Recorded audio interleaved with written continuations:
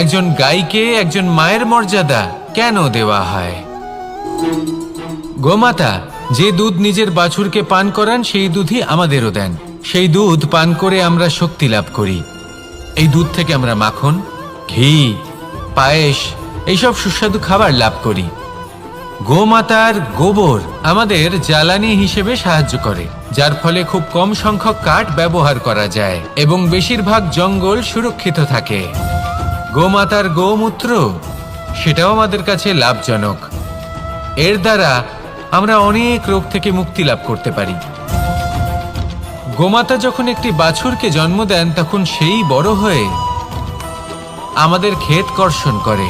সেই জন্য গাইকেও জীবনে মায়ের মর্যাদা দেবেন। যতটা সম্ভব তাকে সেবা করুন এবং ভালোবেসে তাকে পালন করুন। এই মন নিজে থেকেই প্রসন্ন হয়ে বলবে, রাধা রাধা।